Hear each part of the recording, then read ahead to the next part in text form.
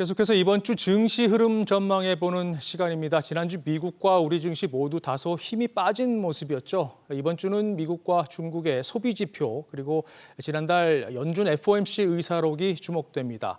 박스권에 갇힌 시장 흐름 속에 어떻게 투자 전략을 짜야 하는지 한지영 키움증권 연구원과 함께 얘기 나눠보겠습니다. 어서 오십시오. 네, 안녕하십니까. 연구원님, 먼저 미국 증시 얘기부터 좀 네. 할까요? 지난주 보면 S&P 500하고 나스닥 지수가 2주 연속 지금 하락을 했습니다. 특히 나스닥 2주 연속 하락은 꽤 오래전 지난해 12월 이후 처음인 거로 지금 기사를 봤는데 이걸 본격적인 조정 국면의 시작으로 봐야 되는 겁니까? 그냥 2주 연속 그 12월 이후 처음이라는 게 되게 조금 공포를 자극할 만한 텍스트이긴 한데 좀 자연스러운 조정으로 보시면 될 것 같아요. 저희가 생각해 보면은 이 2주를 제외하고 나머지 주간들을 보면은 계속 잘 올라왔잖아요. 연준의 긴축에 대한 불확실 여러 가지 재료들이 있음에도 불구하고 올라온 가운데 이제는 다들 이제 여름 구간에 진입하다 보니까 많은 시장 참여자들이 한 번쯤 숨고르게 할 때 되지가 않았나 이런 좀 판단들을 하고 있는 것 같습니다. 뭐 고속도로에 비유하자면은 운전하다가 시동을 끈 게 아니라 중간에 이제 휴게소 잠깐 들렸다가 가는 이런 좀 흐름으로 보시면 될 것 같아요. 잠시 쉬어가는 장세다 이렇게 봐야 되는 게 맞군요. 그러면 어쨌든 지금 뭐 미국 국채 금리 때문에 사실 증시가 좀 부담을 좀 받고 있는 것 같아요. 그런 측면도 있죠. 10년물 같은 경우에 지금 4.1%까지 지금 넘어가는 상황인 것 같은데 이거 어떻게 봐야 되는 겁니까? 금리 상승 다분히 이제 증시에 좀 부담이 될 만한 요인이죠. 밸류에이션이라는 이제 측정할 때 보면은 금리가 영향을 미치니까 이게 지금 부담이 되고 있는 측면이 있는데 여기서 더 올라가기도 어렵지 않을까 이 생각을 하고 있습니다. 뭐 결론적인 경로만 좀 먼저 말씀을 드리면 10년물 국채 금리 기준으로 3%대 후반에서 4% 초반, 3.9부 4.2 사이에서 계속 왔다 갔다 할 것 같아요. 지금 보면은 상방과 하방 요인들이 둘 다 존재합니다. 상방 쪽에서는 뭐 인플레이션에 대한 경기 심리가 있을 수도 있고 또 최근에 이제 국채 발행 물량들이 증가하는데 그 수요 자체가 조금 부진하다는 측면, 국채 입찰 수요가 부진하다는 측면이 금리 상방 요인이고 반대로 하방 요인은 미국 경기 향후에 갈수록 좀 둔화되는 국면에 좀 있을 것 같아요. 지금은 뭐 요즘에 골디락스 전망들이 나오고 있기는 하지만 앞으로 경기의 경로를 봤을 때 소비 경기도 시차를 두고서 둔화가 되고 전반적인 제조업황도 빠르게 살아나기 어렵다. 결국에 미국은 완만한 경기 둔화로 접어든다는 점을 감안했을 때 수요 측에서 좀 그 안전자산에 대한 선호들이 금리 하방 압력 이것들이 지금 한 8, 9월 달에는 계속 부딪히면서 금리는 좀 박스권으로 만들어가지 않을까 이 생각하고 있습니다. 그렇군요.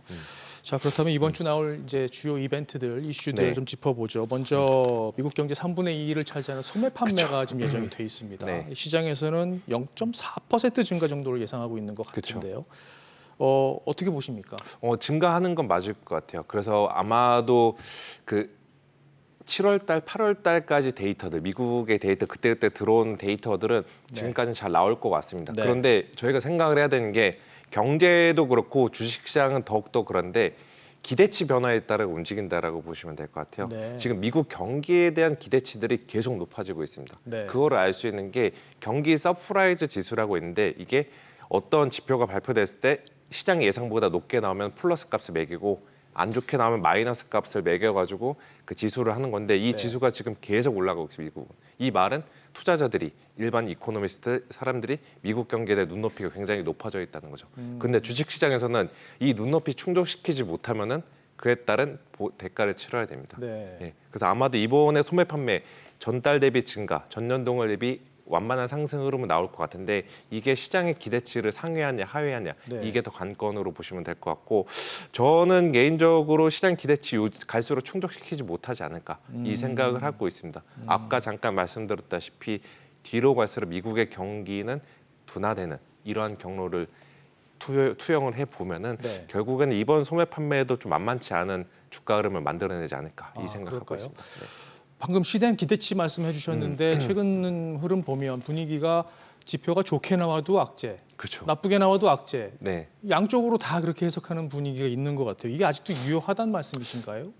지금까지 아직도 유효하고 당분간에도 조금 유효하지 않을까라고 생각하고 있습니다. 그래요? 그래서 8월 달이 조금 증시가 숨고르기 쉬었다 간다라고 보는 것도 거시경제 환경상, 매크로 환경상 조금은 이제 만만치 않은 환경들을 증시에 제공할 거기 때문에 그 정도로 봐주시면 되지 않을까 이 생각하고 있습니다. 또 하나 시장이 주목하고 있는 이벤트는 이제 7월 FOMC 의사록이 우리 시간으로 이제 목요일 네. 새벽에 나온단 말입니다. 네. 물론 지난달에 이제 금리를 베이비 스텝으로 올리긴 했는데 네. 과연 연준 내부에서 이제 어떤 얘기가 오갔는지를 저희가 이제 그렇죠. 확인할 수 있잖아요. 어떻게 예상하십니까?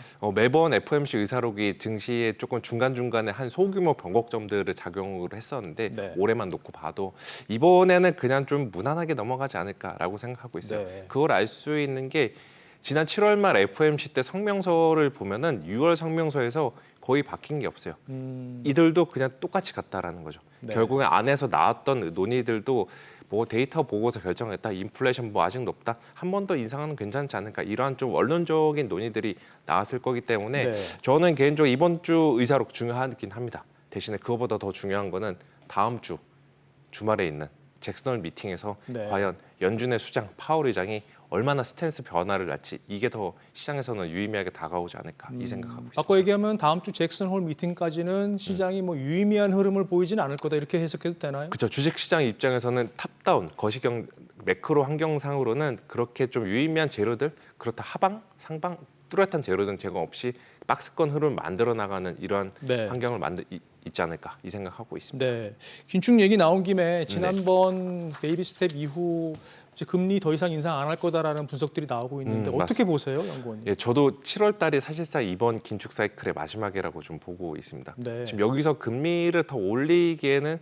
조금 힘들지 않을까라고 생각하고 있어요. 뭐 역사적으로 항상 고금리 국면 이후에는 경제 전망에 대한 불투명성이 계속 높아지거든요. 네. 지금 그 단계에 와 있다라고 보시면 될 것 같고 단기적으로는 인플레이션에 대한 좀 변동성들, 불확실성들은 상존하지만 연준 입장에서는 굳이 9월 달에 한 번 더 올려서 할 유의는 크지 않다라고 생각하고 있어요. 네. 이게 왜 그러냐면은 주식시장이나 채권시장 다 기대로 움직인다고 말씀드렸잖아요. 네. 9월에 인상하죠. 시장에서도 야 어차피 이제 끝났으니까 굳이 금리 올라가도 될까? 그냥 내려가지 않을까? 이 생각할 거란 말이죠. 그렇게 되면 이미 시장 금리는 9월 달 FOMC 전부터 빠지고 있는데 네. 인상을 하더라도 그 효과 자체는 크지는 않다라는 거죠. 저는 이거를 놓고 봤을 때 이번 7월이 인상 사이클의 마지막이다라고 보면 될 것 같고 네. 향후 잭슨홀 미팅 때나 9월 FOMC 때나 계속 매파적인 동결 시그널은 줄 것 같은데 결국에는 금리 인상 자체는 7월이 마지막이었다. 저는 이 생각하고 있습니다. 인플레이션 방금 말씀해 주셨는데 인플레이션만 놓고 보면 7월 CPI가 3.2% 네, 상승 맞습니다. 네. 예상치 밑돌았어요. 네. 좋은 건가요, 나쁜 건가요? 어떻게 봐야 되는 겁니까? 일단은 시장에서 안도했죠. 왜냐하면 3.3, 3.4 나올 줄 알았는데 3점이 네. 나오니까 네. 한 번 안도는 한 것 같은데 그렇다고 해서 완전히 긴장의 끈 놓지는 않은 것 같습니다. 왜냐하면 8월 달에는 한 3.8에서 3.9 정도로 올라갈 것으로 대비를 해야 돼요. 아, 그렇습니까? 예, 이미 왜 그러냐면 작년에 6월 달에 미국 헤드라인 소비자 물가가 고점을 기록했고 네. 거기에 따른 역기저 효과가 그동안 있었는데 이제부터는 없어지는 구간이라는 거예요. 네. 그리고 또 이제 골치 아픈 존재가 유가죠. 저희가 이제 그동안에 한 6개월 정도, 반년 정도는 국제 유가를 포함해 에너지 가격은 디스인플레이션이다. 주거비만 빠지면 되지. 얘네들이 이미 다 빠졌다, 잡혔다라고 했는데 다시 오르고 있잖아요. 네. 유가가 왜 문제가 되냐면 기대 인플레이션 끌어올리고 기대 인플레이션이 올라가면은 연준을 불편하게 만들어요. 네네. 이게 지금 8월 달에 9월 달 FOMC 전까지 시장의 상단을 좀 막아버리는 요인이 된다. 이렇게 보시면 될 것 같습니다. 대신에 저는 연말까지 갈수록 내년도로 놓고 봐도 물가는 연준의 2% 목표를 향해 나아간다. 이 전제는 변하지 않았다라고 말씀드릴게요. 그렇군요. 자, 이번 주 예정된 이벤트들 짚어봤고 네. 지난주 나온 변수들 영향도 좀 짚어보죠. 그 미국이 대중국 첨단 산업 투자 제한을 발표를 했습니다. 맞습니다. 이게 뭐 엔비디아를 비롯해서 기술주들한테 좀 악재로 작용을 했는데 이 네. 여파가 이번 주에도 이어질까요? 이번 주에도 조금 있지 않을까라고 생각하고 그렇습니까? 있습니다. 왜냐하면 엔비디아 같은 경우도 그동안 주가가 너무 많이 올라왔는데 투자자들도 야 차익 실현 한번 하고 싶은데 마땅히 명분은 없네 하던 찰나에 이 대중 투자 규제가 나왔다라고 보시면 될 것 같아요. 그런데 이거 좀 저도 내용들을 살펴보니까 투자 제한의 수위가 기존에 이제 외신들을 통해서 나왔던 거에 비해서는 그렇게 높지는 않습니다. 네. 예, 이거 그리고 어차피 중국이나 미국은 서로 간에 다른 진영, 돌이킬 수 없는 강을 걷는 것들은 다들 알고 있었던 사실이어서 네. 이거 자체가 전반적인 엔비디아를 포함해서 반도체주들에게 하방 압력 세게 주기보다는 그냥 많이 올라왔는데 마침 팔고 싶은데 어느 정도 명분을 제공했다라고 보시면 될 것 같고 이제 엔비디아가 사실상 미국의 대장주가 된 셈이잖아요. 네. 과연 얘네들이 언제쯤 턴어라운드 주가가 다시 본격적으로 정고점 돌파하면서 올라갈까? 이것도 관건인데 이것도 역시나 8월 말에 예정된 엔비디아 실적이 한번 그 시그널의 변곡점을 만들어주지 않을까 이 생각하고 있습니다. 네. 엔비디아 관련해서 지금 AI주들이 많이 올랐었잖아요. 그렇죠. 근데 이 엔비디아가 주가가 내려가니까 뭐 붕괴되는 거 아니냐 뭐 이런 우려도 그렇죠. 좀 컸었는데 그렇게 볼 필요까지는 없다는 예, 말씀이시죠? 버블은 저희가 뭐 끝나봐야지 안다라고 보면은 될 것 같고, 뭐 외사에서 이제 자료들 보면은 역사적인 버블 차트랑 엔비디아 AI 관련 버블 차트랑 같이 그려 놓으면서 얘네들도 따라가고 있다. 과거의 버블 패턴 따라가고 있다라고 네. 이야기하는데 그거는 맞긴 맞을 수가 있어요. 근데 버블의 길이랑 그 속도를 보면은 엔비디아는 아직 아랫바닥에 있습니다. 아, 그래요? 이거는 반대로 생각해 보면은 얘네가 버블에 있는 건 맞긴 맞는데 네. 좀 더 올라갈 여지는 더 있다라고 해석을 해볼 수가 있는 거죠. 그래서 굳이 지금 엔비디아 버블이니까 도망쳐야지 이렇게 할 필요는 없다 이 말씀을 드릴게요. 네.